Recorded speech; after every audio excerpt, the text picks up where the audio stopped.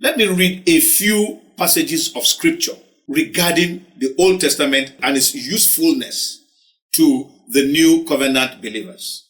I read first of all, 1 Corinthians chapter 10 from verse 1 to 12.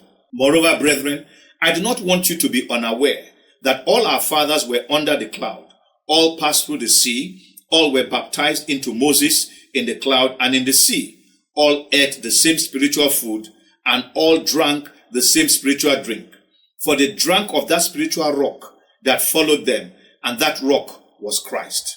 But with most of them, God was not well pleased, for their bodies were scattered in the wilderness. Now, these things became our examples, to the intent that we should not lust after evil things as they also lusted. He said the things that happened to Israel, for example, in the wilderness, they were baptized. They were brought under the leadership of Moses, as we have been baptized under the leadership of Christ.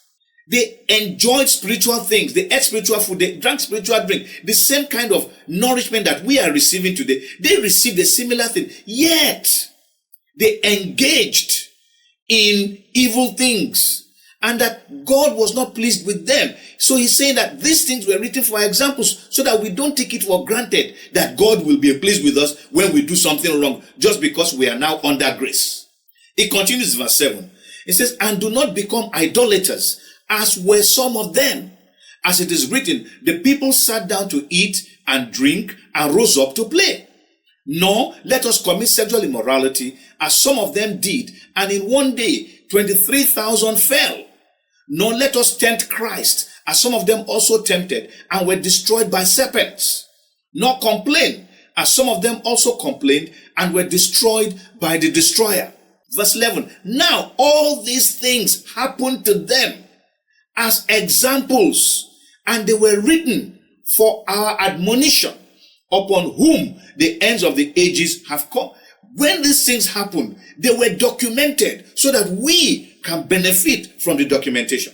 Which is why in verse 12 it says, therefore let him who thinks he stands take heed lest he fall. Don't be presumptuous.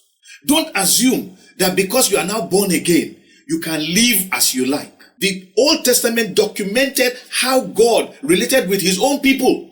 Today we are the people of God.